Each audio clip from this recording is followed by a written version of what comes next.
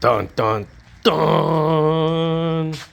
There is a 27-ton log split. I see everybody lift this with a cherry picker. Me and my wife moved that ourselves by hand out the van. And I got the instructions.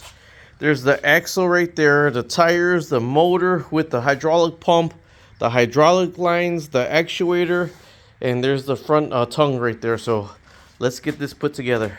This is everything that came in the bag. The owner's manual, how to put it together, instructions, some type of tool right here, and the bushings for the motor mounts, and the couplers for the axle. Step one's gonna be the wheel assembly, so let me get all this off right here. Okay, so we have a cotter pin, an axle nut, a washer, and the axle. It's a greased axle with a cap on it already, so that's pretty cool. Remove the cotter pin, the axle nut, and the washer. Let's see which way this is gonna face. So when I laid it down, the race actually came out with the bearing, so that's gonna go in there. And I'm venture to say the washer is gonna have to go in this one right here to hold the race in there. So we'll see. Well, I'm going with the air inflator on the outside. So the inside, right here, you got the washers and nuts and the caps, but it says there's something right here, so let me see what these are. All right, it says oil seal and bearing are already assembled in the tire. So see how that got the little angle to go down right there? There's a little angle in there. That's gonna go towards the inside. The washer, the race is going back in there, and the axle nut's going on the outside. All right, so that's just right there with the race. Now this one right here fell out again. I'm gonna put that right in there. I'm gonna put the washer right in here, and then I'm gonna put the axle nut and the cotter pin. All right, I just put that tight enough where it stopped kind of on its own, and putting the cotter pin, then bending these up. Then they give you your caps and your tool to hit them in on. Repeat on the other side. Now we're going to attach the front end to the axle and tank, and it's really good directions. Right here, M12 100, large flat washers, locking nuts. Super easy to follow these directions. Also, it's in the stand-up position. All right, so we got the large bolts, M12 lock nuts, and flat washers. I'm gonna lift this up and put this. You gotta go in two of them, so let's see which two it's gonna go in. Okay, what you're gonna have to do is flip this out of the way. You gotta flip that out of the way. That's gonna be like that. You gotta flip it out of the way, and then you could put it even. At the two, there's an empty hole right here, empty hole right here. These are the two even ones. Washers, lock nuts on this side. All right, so here we are. This is 19 millimeters. Those are 19 millimeter nuts right there.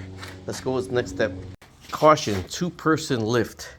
Here's the hitch pin right here, and the hitch pin has to go in right here, and that's facing the opposite way. That thing is heavy. So the good thing is me and my wife stood it up, so it should be easier for me to get on this. Let me move the motor out the way. All right, I just found out this is the lock to lock it in place. I backed it up and that flipped up. So this is the lock to lock that in place. Now, since this was standing up already, I was able to back it up with that up to the hitch pin. So let me get that hitch pin out and see if I could just back it right up. The hardest part will be getting that thing to stand up, but we already had it standing up. Okay, remember I put this down to get this out of my way. So I put it back in place now because that's what was stopping it from backing all the way up. So gingerly, since I'm by myself so I don't knock that down, I'm backing that right up into place, and I'll put the hitch pin in. All right, this is the hardest part I encountered so far trying to get this in. This is the way that it was in. I actually had it coming through the other way, but it seemed like it got too snug where I had to hit it with a hammer.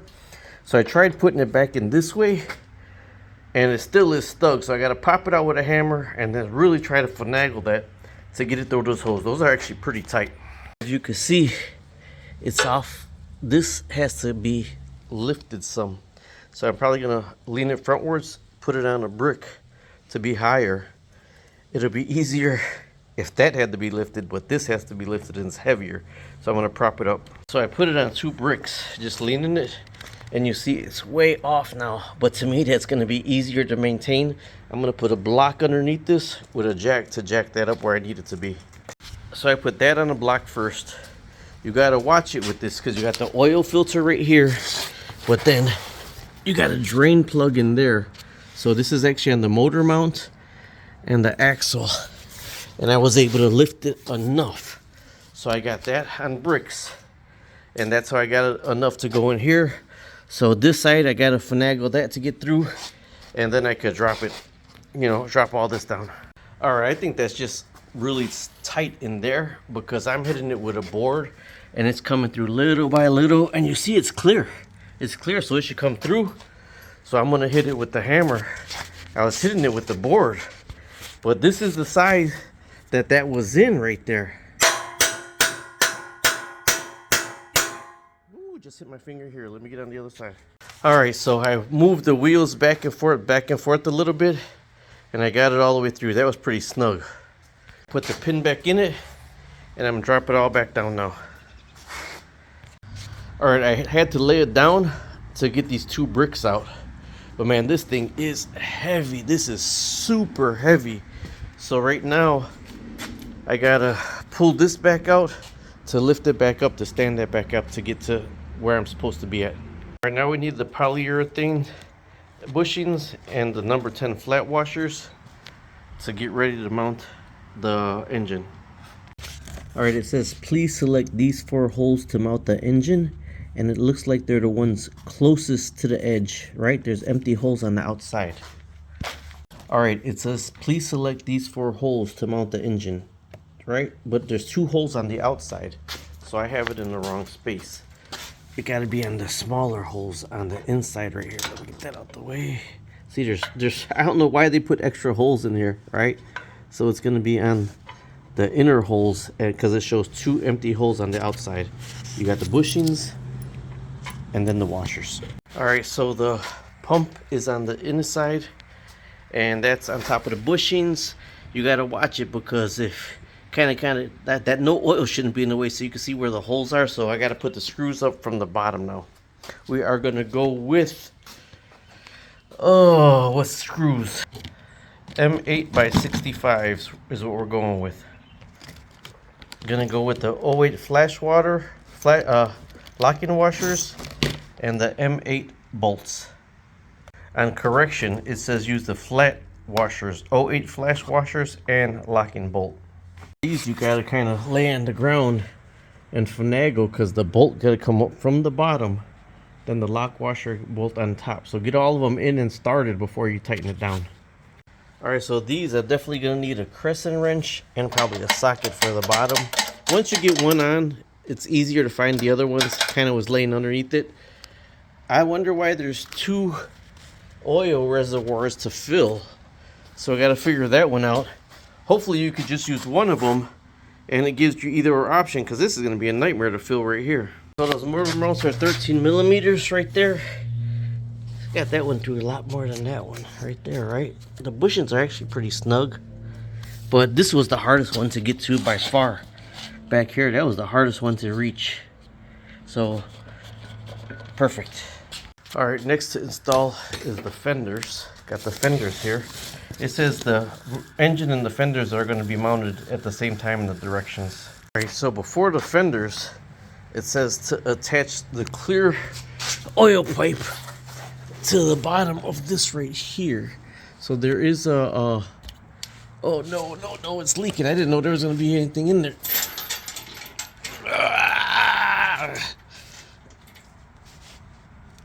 All right, let me get that in there. All right, so that's attached with the clamp. So that did get a little bit leakage out of it.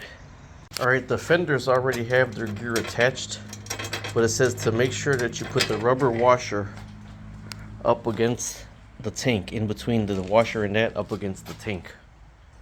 All right, so let me show you this. This is how it comes. How you're supposed to light everything up on the middle holes, but then there's side holes, right? But then you come over here, and the middle holes don't match the mounting holes. And not only that, the wider holes don't match the mounting holes. So it's like it's going to be one in the front right here and one in the middle right here because the holes ain't aligning. Alright, so that looks centered. I have it on the front hole and the middle hole. And it looks kind of centered over the tire. And I used the long socket to reach on the inside through here to tighten those up. Do the same to the other side. Good. The rubber bushing goes in the middle between this and this. There's the rubber bushing, washer, lock washer, nut. 13 millimeters. Now we're looking like something there. Although I can't start it because that has no oil, so I do got to go through the owner's manual. Hey, it's put everything in one. Hydraulic hoses, manual, canister, log table. Everything all in one, but now I got to lay it down. So here's a pinch point right here. It just snaps into place right here when it comes down. So it's super heavy. Here's a handle place right here. The first thing it wants me to do is put the valve handle on when I lay it down. But this is super heavy. Alright, so here's the valve handle pin. So this got to come out. This got to come out. Then you got to put this in place right here. And put the pin back here. And that's what's going to feed your the log thing. Don't forget your cotter back in. And that's your log handle. Split return. Split return. Got to get some scissors to cut that. Alright, now it has Teflon tape in it. But these are the O-ring connectors. So the top one comes to the pump and the bottom one comes to the canister. So if we look at this right here, this top hose right here comes to this pump right here. I gotta unscrew the cap from there, and it's saying put the 11 O-ring in here and the 17 O-ring in here. Alright, so this is the top hose and I gotta unscrew that right now. Learn my lesson, I'm holding it up. Alright. Now I gotta take that off right there, because that's where it's gonna go to. Now this is the 11 O-ring that goes on right there. Then I gotta connect this hose to that. Surprisingly, nothing leaked out of that hose. So now the 17 O-ring is gonna go into this. Now this is the bottom one, right? The bottom one on the valve. You follow this down. You gotta take that off right there. 17 O-ring on this right here. So the 17 O-ring is gonna be in here. It gives you Teflon tape, but it doesn't say use it yet. So I'm gonna unscrew this, hold this up so it doesn't drip, and screw it onto that. Alright, so the top one didn't have fluid. The bottom one had fluid, and I had to swing it around to get it in there. So I was trying not to spill it, because when I pulled the little lid out, I could tell that it had fluid in it because there's a ring on it. But to flip it over, I had to flip it over. So both of them did have the O-ring on it for shipping. So now there's O-rings in there, but you see that it's leaking, so I got to tighten that up now. So that's tightened down, that's tightened down. So that going in there has Teflon tape, and the adapter going into there has Teflon tape. I'm going to clean this up and make sure I got nothing else leaking there while I go on to the next step. I wanted to check out the flex and the hydraulic lines. Now this is going to be inside. There's a thing, so apparently got hydraulic fluid in there. Don't mark me on it or I'm going to check it out, but we got fluid leaking from there, right? And it got the different types of fluids you need. So I can only use this down to 32 degrees really. So I got to have everything split before then. And I use premium gas with stable in it. So when I bring this down, I'm going to do videos later. I actually got to kind of put my foot right here to pull this to come down this way, and I hold on to it so it don't slam. That video is coming soon. Alright, the next job is to put the canister on. It does have the bolts, and there's 3 lineups right on the side, right underneath the pump right here. But you have to take the lid off, and it does come with its own mounting gear. This is to attach the manual. Now, these are 10 millimeter. You have to take the lid off because you can't reach them to screw them in. I lifted it up just so I could stand on this side and ratchet it in right here. So I put the instruction manual on there, then flip it back down. I'm not going to put the owner manual yet. I'm just going to put the top on. I still have to learn how to use it. It appears I have some extra lock washer. Row riggy. I know where they go though. I'll show you in a bit. Well, let me show you now. These are a pain in the butt to tighten on the bushings, but I didn't put the lock washers on there. So I got to put that on there. Right now, the last thing I got to do is mount this rack right here for the assembly. and it is gonna go right in these holes right here. All right, so the rack goes on the side of the engine. It shows a knot on the side of this and the valve and everything. And there's the lock washers. That comes with all the equipment, so you gotta tighten those down. I'll let you know what they are. All right, those bolts for that were 19 millimeter. Those are 19 millimeter bolts that are for that. They should dye this stuff. You take this out. I just screwed it on because I gotta go somewhere. But you can't even see what color it is. It's the same color as the stick. So I'm gonna cap that up and I gotta take a run. All right, so time to fill in the oil. 10 W30 oil is what it takes, right? So I had to go buy a funnel because it's gonna be almost impossible to reach underneath there, right? So you take off the top, and it's the full line is almost to the top of this. So if you put it in, the full line is gonna be kind of almost to the top of that, right? So I'm gonna fill that in right now. But also, they sent the Teflon tape, I believe, because you have to fill this in right here. Right, you gotta fill that. It's dry. You gotta fill that. Then you seal that with the Teflon tape. So they sent the Teflon tape for that, and so I believe it's gonna be 3 gallons. Or you know me, I'm gonna double check. AW32 for the weather here in the Midwest. That's what I'm gonna need right there. The AW32, and I'm gonna see of this 10W30 it's gonna take. It's a new bottle, so we'll check it out. All right, so you're probably looking at about half a quart of 10W30. But don't forget, you could check it with this fill one, but you got to take the label off of the back one. And I did check it, and even with this back one down, even with this back one down here, it does say full also. But I did come back here anyways because I wanted to check it and check the level, and it's full. So this one back here is the same as the front, but what it does say is. It does say while you're just beginning to use this to make sure that you're checking the oil, because it is gonna absorb some oil. I don't want to say burn some oil. It's absorb some oil. So next is the hydraulic fluid in there. It does come with a level for the hydraulic fluid, and it explains I got AW32 because it's within 32 and 100 degrees. All right, this is kind of in the way right here. I actually bought this jumbo funnel from Ross a year ago for $3. So I'm gonna put that in there and start filling it up. If you could look on here, this got to be screwed all the way in, so it's high. So actually, that don't come anywhere near full, because if you put that in there, high is kind of like right here. All right, so you pull up on these nozzles, then you unscrew it. And then you should have another one on the inside that you pop out. This you could throw away, that you save. I can't hold the camera and pour it. All right, so that's a good sign. It's filling up the hose in there, right? So I stopped. I still got about half of that to go. I'm gonna take the funnel out and see if it's anywhere on the funnel. All right, reading is fundamental. The sign says when you're checking the hydraulic fluid, do not thread it, just dip it. And I can see the fluid in there now. Do not thread it, just dip it. And it just got to the L. Do not thread it, just dip it.